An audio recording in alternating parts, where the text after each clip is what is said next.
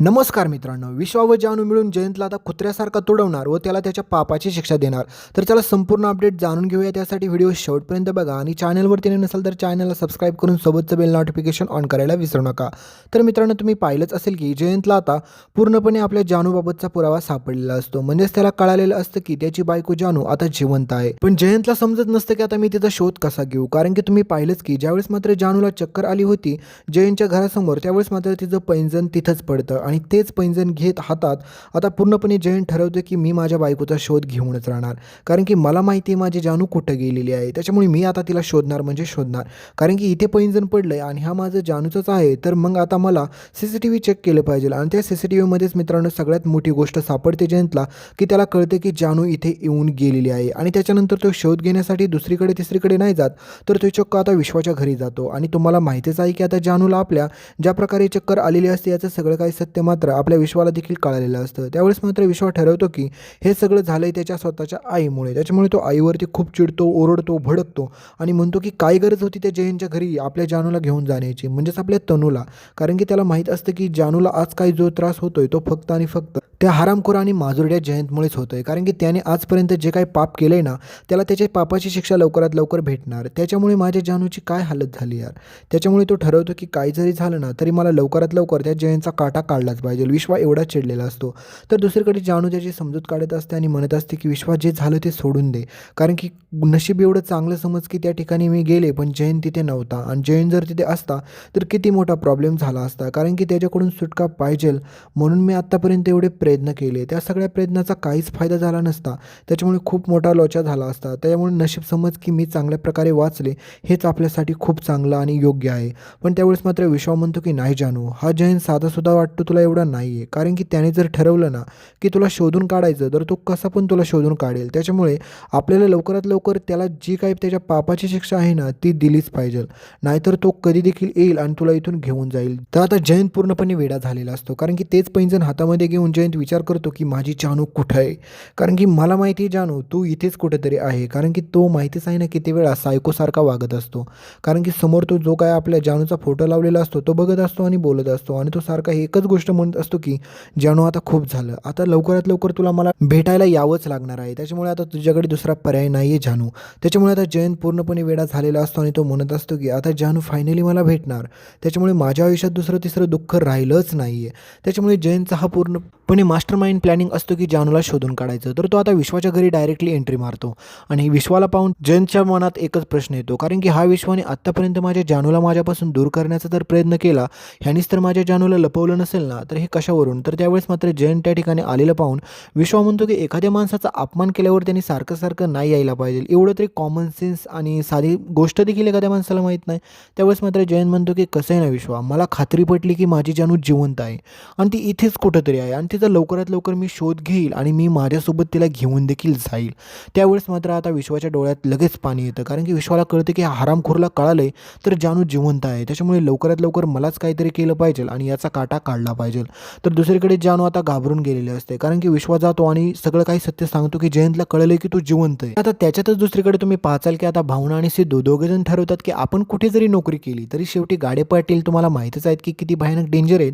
त्याच्यामुळे ते आपल्याला त्रास देण्यासाठी आपली नोकरी कधी पण घालवू शकतात. तर भावना ठरवते की सिद्धूला म्हणते की आपण दोघेजण मिळून एक नवीन बिझनेस चालू करूया. कारण की आपण छोटासा बिझनेस जर चालू केला त्यामधून तुम्हाला समाजसेवा देखील करता येईल आणि त्यामध्ये आपल्याला कोणाकडे दुसरीकडे कामाला जायची गरज देखील लागणार नाही आणि त्यामधून आपल्याला पैसे देखील भेटू शकतात. आणि खूप सोपं आणि खूप इझी अशी स्ट्रॅटर्जी सांगते भावना सिद्धूला. तर आता तेच फॉलो करण्यासाठी दोघेजण आता नवीन बिझनेस करायची सुरुवात करतात. तर तुम्हाला माहितीच आहे की इकडे माधुर्डे आजीला आणि सोबत ह्या संपतला जास्तच राग येत असतो. कारण की त्यांना वाटत असतं की त्या भावनाच्या नादाने आपला सिद्धू पूर्ण वाया गेला. कारण की तो हे घर सोडून गेलाची गेला आणि तिकडे पत्राच्या घरात जाऊन राहायला लागला आणि शेवटी आता त्यांनी रस्त्यावरती तमाशा मांडला. आणि हीच गोष्ट घडलेली असते. त्याच्यामुळे आता आजी आणि संपतला राग येत असतो. ते म्हणत असतात की त्या अवलक्षणेचा आपण बिझनेस बंद करायचा, आता काही जरी झालं तरी त्यांना सोडायचं नाही. त्याच्यामुळे तुम्ही पुढे पाचाल की आता ही म्हातारी आजी परत जाते आणि सिद्धू आणि भावनाचा बिझनेस बंद करायचा प्रयत्न करते. पण त्या ठिकाणी आता भावना आता खंबीरपणे उभी असते.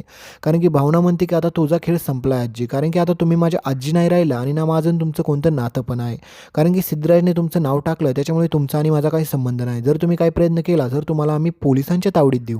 तर आता ही धमकी दिल्याच्यानंतर आता आजी घाबरते. कारण की आजीला कळते की आता ही अवलक्षणा म्हणजेच आपली भावना पूर्णपणे सुधारलेली आहे. ती आपल्याला काय आता ऐकत नसते. त्याच्यामुळे ह्या म्हातारीचं थोबाड चांगलंच पडतं आणि सुलक्षणा आता सर्जेराव गाडे पाटील पूर्णपणे आता भावनाच्या समोर हारलेली असते. पण तुम्हाला माहितीच आहे की आजी सहजासहजी हार मानणाऱ्यातली नाही आहे. कारण की म्हातारी काय ना काय प्लॅनिंग करेल आणि भावना आणि सिद्धूला कसा त्रास होईल याचा पूर्णपणे ती प्रयत्नच करेल.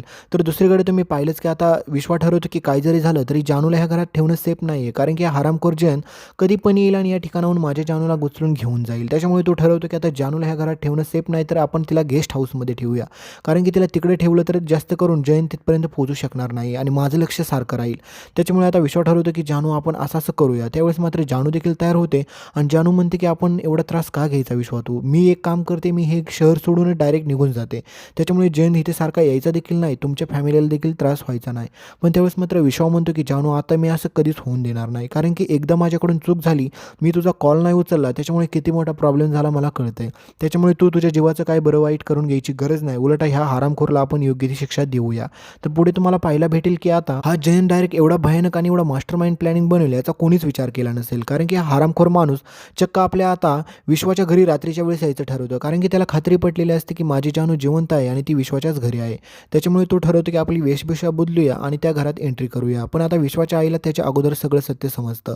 कारण की जानूचं आणि विश्वाचं जे काही नातं आहे याचं सगळं सत्य समजतं आणि त्याच्यापेक्षा भयानक गोष्ट तिला कळते की म्हणजेच जयंत कानिटकरची बायको म्हणजे आपल्या घरात राहणारी तनू आहे. तर आता त्यावेळेस मात्र विश्वाची आई जाते आणि जानूलाच आपल्या विचारते की तुझं नाव तनू नसून जानू आहे हे मला चांगलंच माहीत झालं आहे. तर त्यावेळेस मात्र आपल्या तनूच्या बिचाऱ्या डोळ्यात पाणी येतं. कारण की ती म्हणते की एवढं मोठे सत्य तुमच्यापासून मला लपवावं लागलं काकू, कारण की त्याच्या पाठीमागे खूप मोठी कहाणी आहे.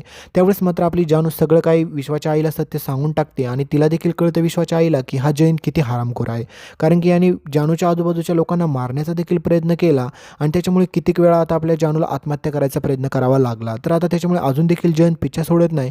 त्याच्यामुळे तिच्या जीवाला धोका आहे यांना चांगल्याच प्रकारे कळालेलं असतं. तर दुसरीकडे आता तुम्ही पाहाल की विश्वा ठरवतो की आता हा जयंत कधी पण येऊ शकतो आणि जयंत आता त्या घरात रात्रीची एंट्री करतो आणि विश्वाच्या आईवरती हल्ला देखील करतो. कारण की विश्वाची आई जयंतला त्या घरात येऊन देत नाही. कारण की त्यांना देखील कळतं की हा माणूस किती हरामखोर आणि निर्लज्ज आहे. त्याच्यामुळे आता जानूने सगळी स्टोरी तर यांना सांगितलेली असते. त्याच्यानंतर आता जयंत ठरवतो की काही जरी झालं तरी मला जानूला एकदा भेटलंच पाहिजे. त्याच्यामुळे तो विश्वाच्या आईवरती चक्क हल्ला करतो. त्यामध्ये विश्वाच्या आईला चक्कर येऊन ती खाली पडते. तर दुसऱ्या दिवशी सगळ्यांना कळतं की विश्वाच्या आईवरती कोणी हल्ला केला. तर जयंतने केलेला असतो हे सत्य बाहेर येतं. तर आता जयंत जानूला भेटण्यासाठी चक्क त्या गेस्ट हाऊसमध्ये शिरणारच असतो. तेवढ्या तिथे विश्वा जातो.